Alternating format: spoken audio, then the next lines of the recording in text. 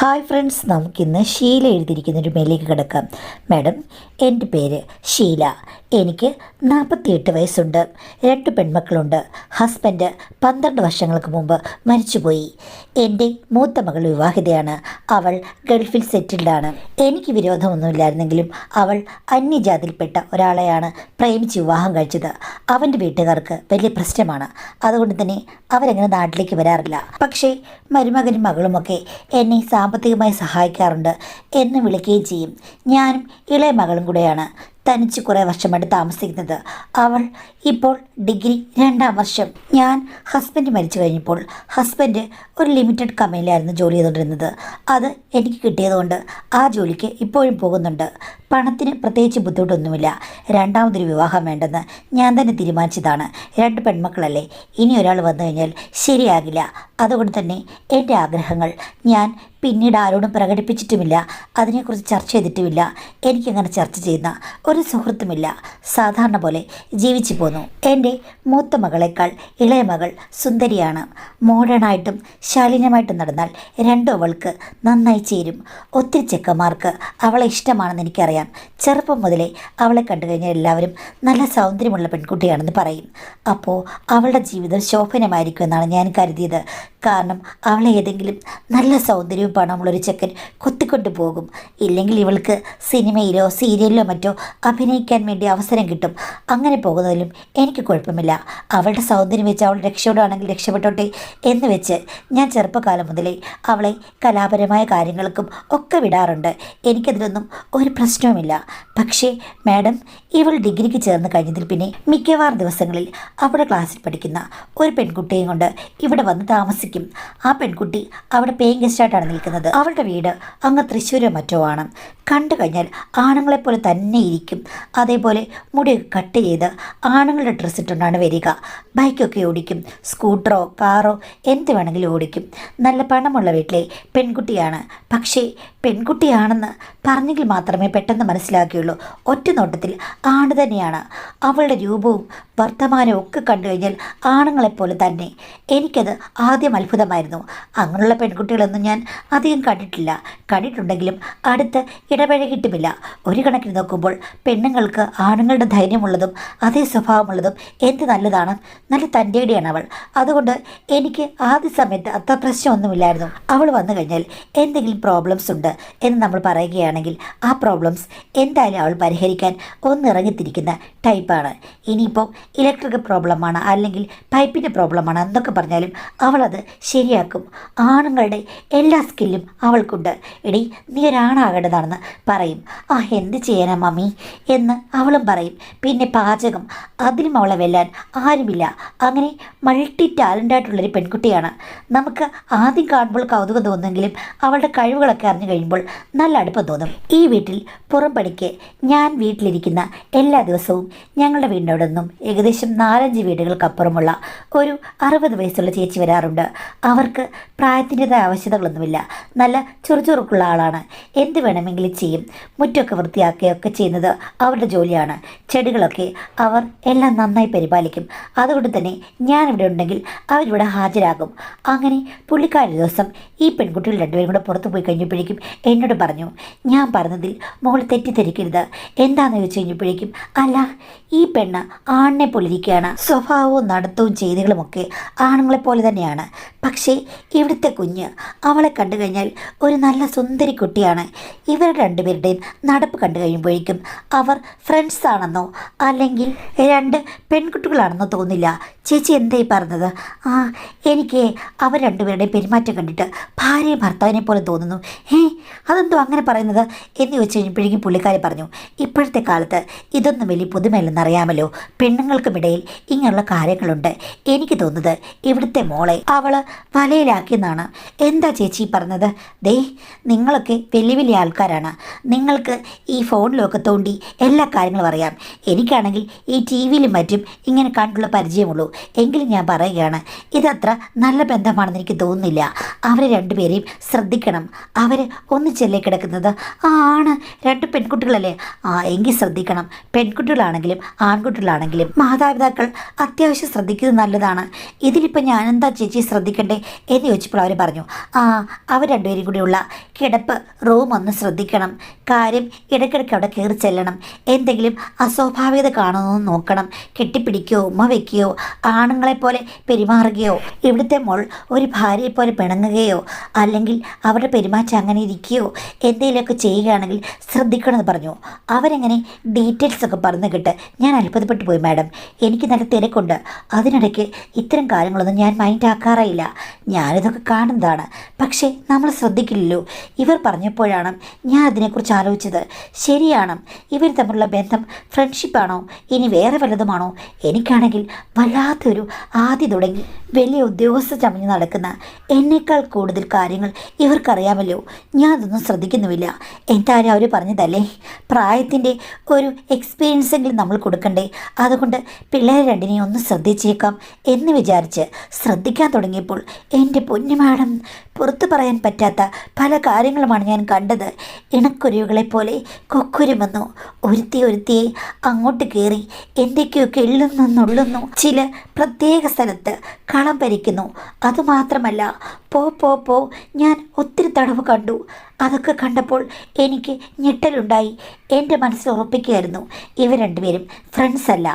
ഒന്നുകിൽ അവൾ എൻ്റെ മോളെ വരയിലാക്കിയതാണ്, അല്ലെങ്കിൽ അവളുടെ നടപ്പും എടുപ്പും കണ്ട് ഇനി എൻ്റെ മോള് ചെന്നതായിരിക്കും. എന്താണെന്നറിയില്ല. എൻ്റെ മൂത്ത മകൾ അന്യജാതിയിൽപ്പെട്ടതാണെങ്കിലും നല്ലൊരു പുരുഷനെ, ഏറ്റവും സൗന്ദര്യമുള്ളൊരു പുരുഷനെ കണ്ടുപിടിച്ച് സെറ്റിലായി ജീവിക്കുന്നു. ചില പ്രശ്നങ്ങളുണ്ടെങ്കിലും വിദേശത്ത് അവരുടെ ലൈഫ് സേഫാണ്. ഇവിടെ സുന്ദരിയാണ്, മോഡലിങ്ങിന് വിടാം, സിനിമയ്ക്ക് വിടാം എന്നൊക്കെ വിചാരിച്ച് ഇരുന്നതാണ്. ഇനിയിപ്പോൾ ഇവൾ എങ്ങനെയാകുമെന്ന് ആർക്കറിയാം.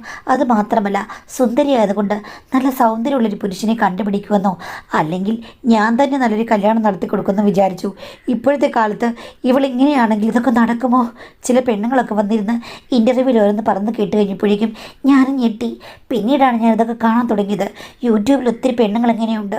ആകെ കൂടി എൻ്റെ മനസ്സ് വല്ലാതെ വിഷമിക്കാൻ തുടങ്ങി. ദൈവമേ, എൻ്റെ മകൾ ഇവളും കൂടെ ഇനി ഒളിച്ചോടുമോ? ഇനി പുറത്തെങ്ങാനും അറിയുമോ? അറിഞ്ഞു കഴിഞ്ഞാൽ എന്തായിരിക്കും സ്ഥിതി? നാട്ടുകാരും ബന്ധുക്കളുമൊക്കെ എന്നെ ആയിരിക്കും പഞ്ഞിക്കിടുക. ഭർത്താവില്ലാതെ അവളെ വളർത്തിയല്ലോ, വളർത്തുദോഷമാണെന്ന് പറയും. ഇവളുമാരോട് എങ്ങനെ ചോദിക്കും? രണ്ടുപേരും നല്ല സ്നേഹത്തിലാണ് പെരുമാറുന്നത്. എൻ്റെ മുന്നേ വെച്ച് നീറ്റ് ആൻഡ് ക്ലിയർ ആണ്. പക്ഷേ മാറിക്കഴിഞ്ഞു കഴിഞ്ഞാൽ കുസൃതികളുണ്ട്. ഇവളുമാരുടെ ഒരു വട്ടം കറക്കം ഞാൻ അവസാനിപ്പിക്കും എന്ന് വിചാരിച്ചു. ഒരു ദിവസം പൊട്ടിത്തെറിക്കണം. പക്ഷേ ഇങ്ങനെ കുസൃതികൾ കണ്ട് പൊട്ടിത്തെറിച്ചു കഴിഞ്ഞാൽ വിവരവും വിദ്യാഭ്യാസവും ഇല്ലാത്തൊരു അമ്മയായിട്ട് അവരെന്നെ കരുതും. അതല്ലാതെ മെയിനായിട്ട് പല കാര്യങ്ങളുണ്ടല്ലോ, ആ സമയത്ത് കൈയോടുകൂടി പിടികൂടണം. എങ്കിൽ മാത്രമേ ഇവളുമാരെ ഒരു പാഠം പഠിപ്പിക്കാൻ പറ്റുകയുള്ളൂ. അതിന് ഒരവസരം വേണമല്ലോ. രാത്രി അവളുമാരുടെ മുറിയിൽ പോയി നോക്കാൻ പറ്റില്ല, കാര്യം അകത്തുനിന്ന് ലോക്കാണ്. ഞാൻ അകത്ത് ചെല്ലുമ്പോഴേക്കും കാര്യങ്ങളൊക്കെ ഒരുവിധം സെറ്റിൽഡായിരിക്കും. പകൽ സമയത്ത് ഇവിടെ ഉള്ളപ്പോൾ ഞാൻ ഇറങ്ങിപ്പോണം, ഇപ്പോഴേ എങ്ങും വരില്ല എന്ന് പറഞ്ഞിട്ട് അടുക്കള വശത്തോടെ വല്ലതും പോയി നോക്കണം. സാന്ദ്രമായി നിൽക്കുമ്പോൾ എന്തെങ്കിലും കുത്സിതങ്ങൾ കാണിക്കുകയാണെങ്കിൽ അപ്പം ചോദ്യം ചെയ്യാം എന്ന് വിചാരിച്ചു. അങ്ങനെ പ്ലാൻ ചെയ്ത് ഒരു ദിവസം രണ്ടുപേരും ഇവിടെ ഉണ്ട്. ഉച്ചയ്ക്ക് ഊണ് കഴിച്ച് കഴിഞ്ഞപ്പോൾ ഞാൻ പറഞ്ഞു, മോളെ ഞാൻ മാലിന്യാൻ്റെ വീട്ടിലേക്ക് പോവാം, ഞാൻ ഒരു 5 മണി കഴിഞ്ഞ് വരികയുള്ളൂ കേട്ടോ, രണ്ടുപേരും വീട് നോക്കിക്കോണേ എന്ന് പറഞ്ഞിട്ട് അടുക്കള വശത്തേക്ക് അവളുമാരുടെ ശ്രദ്ധ പോകാതെ അവിടെ ഞാൻ തുറന്നിട്ടാണ് പോയത്. അകത്ത് എന്താ കാര്യമെന്ന് പിന്നീട് കണ്ടുപിടിക്കാമല്ലോ. പതുങ്ങി വരാം, ഒരു അരമണിക്കൂർ കഴിയട്ടെ എന്ന് വിചാരിച്ച് ഞാൻ ഞങ്ങളുടെ വീട്ടിൽ ജോലിക്ക് നിൽക്കുന്ന അവരുടെ വീട്ടിലേക്കാണ് പോയത്. പുള്ളിക്കാരുടെ അടുത്തിരുന്ന് കുറേ നേരം സംസാരിച്ചിട്ട് കാര്യങ്ങളൊന്നും അവരോട് പറഞ്ഞില്ല. എങ്കിലും ഞാൻ തിരിച്ചു പോന്നു. ഇത്തിരി കഴിയുമ്പോൾ വരണമെന്ന് പറഞ്ഞു. എന്ന് വെച്ചാൽ വൈകുന്നേരം 5 മണിയാകുമ്പോഴേക്കും വന്ന് ഞാൻ അടുക്കള വശത്തോട് കയറി. മാഡം, രണ്ടുപേരും അടുക്കളയിലേക്ക് വന്ന് നോക്കാനുള്ള ചാൻസ് വളരെ കുറവാണ്. ഞാനവിടെ ഉണ്ടെങ്കിൽ എന്തെങ്കിലും പാചകം ചെയ്യും, അല്ലെങ്കിൽ രണ്ടുപേരും അടിച്ചുകളാണ്. ഞാൻ അടുക്കളയിൽ കൂടെ കയറി അകത്ത് ചെന്ന് അവളുമാരുടെ ബെഡ്റൂമിലൂടേക്ക് നോക്കി അടഞ്ഞു വല്ലതും കിടപ്പാണെന്ന്. അല്ല, രണ്ടും കൂടെ സ്വീകരണമുറിയിലിരുന്ന് ടി വി കാണുകയാണെന്ന് എനിക്ക് മനസ്സിലായി. പക്ഷേ ടി വിയിൽ ഓടിക്കൊണ്ടിരുന്നത് വേറെന്തോ പടമാണ്, ഏതോ ഒരു ഹോളിവുഡ് പടം. അത്ര നല്ല പടമൊന്നുമല്ല. ഞാൻ ചെന്ന് കഴിഞ്ഞപ്പോൾ കണ്ട കാഴ്ച അവിടെ പോപ്പോ അല്ല, മറ്റു പല കാര്യങ്ങളുമാണ്. ഇവളുമാരുടെ വായൊന്നും അടങ്ങിയിരിക്കില്ലേ എന്ന് ഞാൻ ഓർക്കുകയും ചെയ്തു. പക്ഷേ എനിക്ക് പറ്റിയ സിറ്റുവേഷനായിരുന്നു. അതുകൊണ്ട് തന്നെ ഞാൻ പെട്ടെന്ന് ചാടി വീണു. അവളുമാർക്ക് ഒന്നും മറക്കാനുള്ള അവസരം കിട്ടിയില്ല. അതിനു മുമ്പേ കൈയോട് ഞാൻ പിടികൂടി. അപ്പോൾ ഒരമ്മയല്ലേ മാഡം. ഞാൻ അവിടെ കിടന്ന് അലറി വിളിച്ചു, എന്തായി കാണിക്കുന്നത്? നിങ്ങൾ തമ്മിൽ ഇതെന്താണ്? നിങ്ങൾ ഫ്രണ്ട്സാണോ അതോ വേറെ വല്ലതുമാണോ? ഇത് ഈ വീട്ടിൽ നടക്കില്ല, എൻ്റെ മോളെ അങ്ങനെയാക്കാൻ ഞാൻ സമ്മതിക്കില്ല എന്നൊക്കെ പറഞ്ഞ് ഞാൻ എന്തൊക്കെയോ പറഞ്ഞു മാഡം. നല്ല തെറിയും പറഞ്ഞു. എൻ്റെ മോൾക്കിട്ടൊരു അടിയും കൊടുത്തു. മറ്റേ പെണ്ണൊന്നും ചെയ്യാൻ പറ്റില്ലല്ലോ. മേലിൽ ഇവിടെ വലുതെന്ന് വാൺ ചെയ്തു. അത് കഴിഞ്ഞപ്പോഴേക്കും ആ പെൺകുട്ടി അങ്ങിറങ്ങിപ്പോയി. എൻ്റെ മകളാണെങ്കിൽ പിന്നീട് ഡിപ്രഷനാണെന്ന് പറഞ്ഞ് മുറിക്കകത്ത് കയറിയിരിക്കുകയാണ്. ക്ലാസ്സിലും പോകില്ല, കോളേജിലും പോകില്ല. ഇതാർക്കെങ്കിലും പറയാൻ പറ്റുമോ? ഇവളെ കൊണ്ട് ഡോക്ടറെ അടുത്ത് പോകാമെന്ന് വെച്ച് കഴിഞ്ഞാൽ വിളിച്ചാലും വരില്ല. അവസാനം ഞാൻ അവളോട് ചോദിച്ചു കഴിഞ്ഞപ്പോഴേക്കും അവൾ പറഞ്ഞു അവളുടെ കൂട്ടുകാരില്ലാതെ അവൾക്ക് ജീവിക്കാൻ പറ്റില്ല. അവർ രണ്ടുപേരും അങ്ങോട്ടും ഇങ്ങോട്ടും ഒന്നും വളച്ചെടുത്തല്ല, കണ്ടപ്പോൾ തന്നെ ഇഷ്ടം കൂടി ഒന്നായതാണ്. ഇനിയും മേലിലും അങ്ങനെ തന്നെ ജീവിക്കാനാണ് പ്ലാന്, അല്ലാതെ ആണുങ്ങളൊന്നും അവരുടെ ജീവിതത്തിൽ വേണ്ട എന്ന് പറഞ്ഞു. അത് കേട്ട് ഞാൻ അത്ഭുതപ്പെട്ടു പോയി. പിന്നെ എന്ത് ചെയ്യാനാണ് മാഡം? വിഷമവും വന്നു. പിന്നെ ഞാൻ പലരോടും തിരക്കി, പല ആൾക്കാരോടും ഞാൻ ഇത്തരം കാര്യങ്ങൾ വേറെ രീതിയിൽ ചോദിക്കാൻ തുടങ്ങി. കാര്യം ഓൺലൈനിലൊക്കെ ഇഷ്ടംപോലെ സുഹൃത്തുക്കളുണ്ടല്ലോ, അതിൽ ഡോക്ടർമാരൊക്കെ ഉണ്ട്. അപ്പോൾ അവർ പറഞ്ഞു നോർമലാണ്, നമുക്കൊന്നും ചെയ്യാൻ പറ്റില്ല, കൗൺസിലിങ്ങിന് വന്നു കഴിഞ്ഞാൽ എന്തെങ്കിലും ചെയ്യാമെന്ന്. ഇവർ രണ്ടുപേരും ഇട്ട് വരാനും പോകുന്നില്ല. രണ്ടുപേർക്കും ഇത് തന്നെ കണ്ടിന്യൂ ചെയ്യാനാണ് പ്ലാന്. ഇല്ലെങ്കിൽ എൻ്റെ കൂടെ നിൽക്കില്ലെന്നും എവിടേക്കോ പോയി ഇൻ്റർവ്യൂ കൊടുക്കുമെന്നോ വേറെന്തോ സംഘടനകളുണ്ടെന്നോ ഒക്കെ പറഞ്ഞ് എൻ്റെ മകൾ എന്നോട് പൊരുതാൻ തുടങ്ങി. അവസാനം ഈ മകളില്ലെങ്കിൽ പിന്നെ ആരാണ് എന്ന് വെച്ച് ഞാൻ ഓക്കെ എന്തെങ്കിലും ആകട്ടെ, ഇപ്പോൾ തൽക്കാലം പുറംലോകം അറിയരുത്, ആരും അറിയുന്നത് പോലെ ഒന്നും പുറത്ത് കാട്ടരുത്, ഈ വീട്ടിൽ ഇടയ്ക്കിടയ്ക്ക് വന്നു പോകുമെന്ന് ആ പെൺകുട്ടിയോട് പറയേണ്ടി വന്നു മാഡം. അങ്ങനെ ആ പെൺകുട്ടി പിന്നെ വരാൻ തുടങ്ങി. രണ്ടുപേരും കൂടി എൻ്റെ ഇരുവശത്ത് ഇരുന്നു കൊണ്ട് ഇഷ്ടമെന്ന് പറഞ്ഞത് ഓരോ രീതിയിലല്ലേ, ഒരു പ്രശ്നവുമില്ല. അതിനൊന്നും ഇത്ര വലിയ പ്രശ്നങ്ങൾ ഉണ്ടാക്കേണ്ട കാര്യമില്ല. മനുഷ്യർ അവർക്ക് ഇഷ്ടമുള്ളതുപോലെയല്ലേ ജീവിക്കേണ്ടത്. ഇത്ര വലിയ കാര്യമൊന്നുമില്ല. ഇനി മമ്മിക്ക് ഇപ്പോൾ പ്രശ്നമാണെങ്കിൽ തൽക്കാലം ഞങ്ങൾ ആരോടും പറയുന്നില്ല, ഞങ്ങളിവിടെ നിന്നോളാം എന്നൊക്കെയാണ് പറഞ്ഞത്. ആ പെൺകുട്ടിയുടെ വീട്ടുകാർ അവളെ ഏതോ രീതിയിൽ എറിഞ്ഞു കളഞ്ഞതുപോലെയാണ് പെരുമാറുന്നത്. അവർക്കിതിലൊന്നും യാതൊരു റെസ്പോൺസിബിലിറ്റി ഇല്ല. അവൾ പോയെങ്കിൽ പോയി, വന്നെങ്കിൽ വന്നു. അവളുടെ കല്യാണത്തെക്കുറിച്ചൊന്നും അവർക്ക് യാതൊരു ചിന്തയുമില്ല. ഒരു പക്ഷേ ആണിൻ്റെ സ്വഭാവം ഉള്ളത് കൊണ്ട് അവർ നേരത്തെ എങ്ങനെ വിചാരിച്ചതാണോന്നും അറിയില്ല മാഡം. എനിക്കാണെങ്കിൽ ഇതൊന്നും പറയാൻ സുഹൃത്തുക്കളുമില്ല. അന്നാണ് എനിക്ക് അതിൻ്റെയൊക്കെ പ്രശ്നങ്ങൾ മനസ്സിലായത്. ആരുടെങ്കിലും പറഞ്ഞു കഴിഞ്ഞാൽ എനിക്ക് തന്നെ വിന. അതുകൊണ്ട് ഞാൻ മിണ്ടാതിരുന്നു. അവളുമാർ രണ്ടുപേരും എന്തെങ്കിലും കാണിച്ചോട്ടെ. ഒരു ഘട്ടമാകുമ്പോൾ ഏതെങ്കിലും ഒരു ആണ് വരും, രണ്ടുപേർക്ക് ഇഷ്ടം തോന്നും, അങ്ങനെ അടിച്ചു പിരിഞ്ഞു പോകും. നോർമലി അങ്ങനെയല്ലേ എന്നൊക്കെ ഞാനങ്ങ് വിചാരിച്ചു മാഡം. പക്ഷേ രണ്ടുപേരും അവിടെ ഭയങ്കരമായ പല ചെയ്തികളുമാണ്. പലതും ഞാൻ കണ്ടില്ല കേട്ടില്ല എന്നൊക്കെ അങ്ങ് നടിച്ചു. ഒരു ദിവസം ഞാൻ പറഞ്ഞു ഇത് ഇത്തിരി ഓവറാകുന്നുണ്ടെന്ന്. അപ്പോൾ എൻ്റെ മകൾ എന്നോട് പറഞ്ഞു അമ്മയ്ക്ക് ഭർത്താവ് മരിച്ച ശേഷം വെറുതെ നിൽക്കുന്നതിൻ്റെ ഫ്രസ്ട്രേഷനാണ്. അമ്മ ഇപ്പോഴും വളരെ ചെറുപ്പമാണ്. അമ്മയ്ക്കും പല ആഗ്രഹങ്ങളും കാണും, അതൊന്നും നടക്കുന്നില്ല. ഞങ്ങളിവിടെ ഞങ്ങളുടെ ലോകത്ത് കഴിയുന്നത് അമ്മയ്ക്ക് അസ്വസ്ഥതയുണ്ടാക്കുന്നുവെന്ന്. ഞാൻ പറഞ്ഞു അങ്ങനൊന്നുമല്ല, നിങ്ങൾ ഇങ്ങനെ പോകുന്നതിനുള്ള ദുഃഖമാണെന്നും ഇത് ദുഃഖിക്കേണ്ട കാര്യമൊന്നുമില്ല. അമ്മയ്ക്കും അമ്മയുടേതായ ഇഷ്ടങ്ങൾ കണ്ടെത്താമെന്ന് പാതി വഴക്കായിട്ടും പാതി സീരിയസ് ആയിട്ട് എൻ്റെ മകൾ പറഞ്ഞു. ഞാൻ പറഞ്ഞു എനിക്കതിലൊന്നും താല്പര്യമില്ലെന്ന്. അമ്മയ്ക്ക് നല്ല താല്പര്യമുണ്ട്. അല്ലെങ്കിൽ ഇങ്ങനെ ഞങ്ങളുടെ കാര്യം അറിഞ്ഞിട്ടും ഒളിഞ്ഞു നോക്കാനും ഞങ്ങൾ എന്താ ചെയ്യുന്നതെന്ന് കാത്തിരിക്കാനും ഒന്നും അമ്മ തയ്യാറാകില്ല. അമ്മയ്ക്കും ഒത്തിരി കാര്യങ്ങൾ ആഴത്തിൽ കുഴിച്ചിട്ടുണ്ട്. അതെല്ലാം അവിടെ മണ്ണ് മൂടിക്കിടക്കുകയാണ്. പുറത്ത് വന്നു കഴിഞ്ഞാൽ എല്ലാം ശരിയാകുമെന്ന് പറഞ്ഞു. അത് മറ്റേ പെൺകുട്ടിയും അനുകൂലിച്ചു. ഞാൻ പറഞ്ഞു നിങ്ങൾ നിങ്ങളുടെ കാര്യം നോക്ക്, എനിക്കതൊന്നുമല്ലെന്ന്. വൈകുന്നേരമായപ്പോഴേക്കും മറ്റേ പെൺകുട്ടി വന്ന് പറഞ്ഞു ആൻറ്റി വലിയ പ്രശ്നമൊന്നും ഉണ്ടാക്കണ്ട, ഞങ്ങൾ എന്തായാലും പിന്മാറുകയില്ല.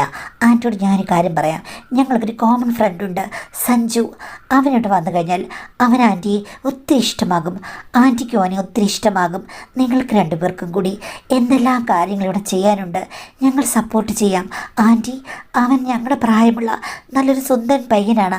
ആൻറ്റി ഒന്ന് ആലോചിച്ച് നോക്കിക്കേ, ഈ പ്രായത്തിൽ കിളവന്മാർ സമീപിക്കുന്നതും അല്ലെങ്കിൽ കിളവനെ കല്യാണം കഴിക്കുന്നതും പിന്നെ അല്ലാതെ ഒരു ചെറുപ്പക്കാരൻ വന്ന് ഒരു കൊച്ചു പയ്യൻ വന്ന് ആൻറ്റിയുമായി സ്നേഹത്തിൽ ഏർപ്പെടുന്നതും ഒന്ന് ചിന്തിച്ച് നോക്കാൻ. ഞാൻ പറഞ്ഞ തോന്നിയ ദിവസം പറഞ്ഞ് പോയിക്കോ. ആവശ്യമില്ലാത്ത ഓരോരോ കാര്യങ്ങൾ കണ്ടെത്തി വിചിത്രമായ കാര്യങ്ങൾ ചെയ്ത് എന്നെ കൂടെ അതിൽ പിടിച്ചിടാൻ നോക്കണ്ട. ഞാൻ പുറത്താരെങ്കിലും അറിയുമല്ലോ, എനിക്ക് വേറെ സപ്പോർട്ടൊന്നുമില്ലല്ലോ എന്നോർത്ത് നിങ്ങളെ രണ്ടിനെ സഹായിക്കുകയാണെന്ന് പറഞ്ഞപ്പോഴേക്കും ആ പെൺകുട്ടിക്ക് യാതൊരു കൂസലുമില്ല. അവൻ വന്നു കഴിഞ്ഞാൽ, സഞ്ജു വന്നു കഴിഞ്ഞാൽ ആൻറ്റിക്ക് കാര്യം മനസ്സിലാകും. അവനെ ഞാൻ നാളെ വിളിക്കാമെന്ന് പറഞ്ഞു. ഇവളപ്പോൾ എൻ്റെ വീട്ടിൽ മിക്കവാറും ദിവസം അങ്ങ് സ്ഥിര താമസമാക്കിയിരുന്നു മാഡം. ഞാൻ വേണ്ടെന്നൊക്കെ പറഞ്ഞെങ്കിലും രണ്ടുപേരും മൈൻഡ് ചെയ്തില്ല. സഞ്ജു വരുമ്പോൾ അമ്മ ഒന്ന് സംസാരിക്ക്, ജസ്റ്റ് ഫ്രണ്ട്ഷിപ്പിൽ. സഞ്ജുവിന് ഒത്തിരി ഇഷ്ടമാണ് അമ്മയെ, ഞങ്ങൾ ഫോട്ടോ കാണിച്ചിട്ടുണ്ട്. സഞ്ജു പറയും അമ്മയ്ക്ക് ഒത്തിരി നല്ല ഫീച്ചേഴ്സ് ഉണ്ടെന്ന്. ഞാൻ പറഞ്ഞു എന്തൊക്കെയാണ് പിള്ളേരെ പറഞ്ഞത്. അമ്മയ്ക്ക് താല്പര്യമില്ലെങ്കിൽ പോലും നാളെ ക്യാഷ്വൽ വിസിറ്റിന് സഞ്ജു ഇങ്ങോട്ട് വരും വൈകിട്ട് 7 മണിക്കെന്ന് പറഞ്ഞു. ഞാനാണെങ്കിൽ ഏത് സഞ്ജു എന്നൊക്കെ വിചാരിച്ചിരുന്നു. പക്ഷേ വന്നു കഴിഞ്ഞപ്പിള്ളി മാഡം ആ കൊച്ചു പയ്യനെ കണ്ട് ഞാനും ഞെട്ടിപ്പോയി. ഇവളുമാർ വെറുതെ സൗന്ദര്യം ഉണ്ടെന്നൊക്കെ പറഞ്ഞെങ്കിലും സൗന്ദര്യം അവനങ്ങ് നിറഞ്ഞു തുളുമ്പി നിൽക്കുകയാണ്. കണ്ടു കഴിഞ്ഞാൽ ഹിന്ദി നടനോ ആരാന്നറിയില്ല. ദൈവമേ, ഹോളിവുഡിൽ പോലും ഇത്രയും സുന്ദരന്മാരായ ചെക്കന്മാരുണ്ടോ? ഇവനൊക്കെ പോയി സിനിമയിൽ അഭിനയിക്കരുതോ എന്ന് തോന്നും.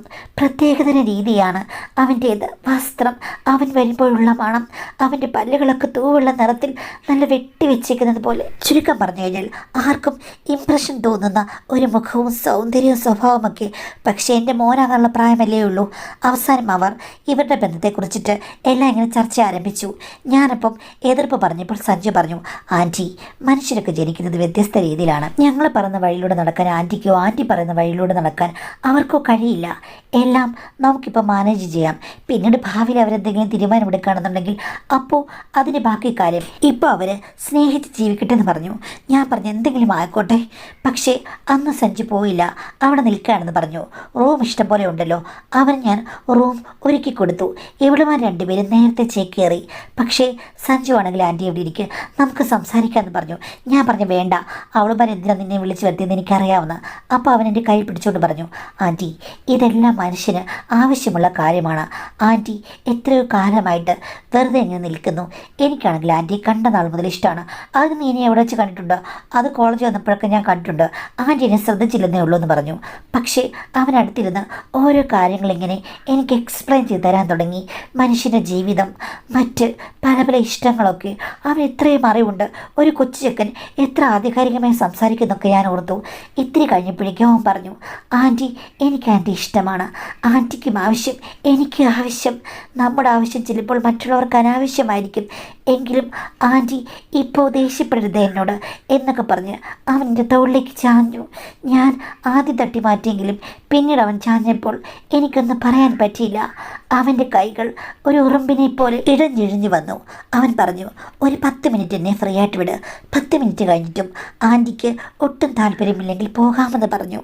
പക്ഷേ എനിക്ക് 10 മിനിറ്റല്ല മാഡം, 3 മിനിറ്റ് കഴിഞ്ഞപ്പോഴേക്കും മനസ്സിലായി, പുരുഷൻ അത് ഏത് പ്രായത്തിലുള്ളതാണെങ്കിലും പ്രായപൂർത്തിയായി കഴിഞ്ഞ് വിദ്യകൾ പഠിച്ചവനാണെങ്കിൽ അത് സ്ത്രീക്ക് അഭികാമ്യമുള്ളവനാണെന്ന്. അപ്പോൾ എനിക്ക് തുടരാതിരിക്കാൻ പറ്റുന്നില്ല.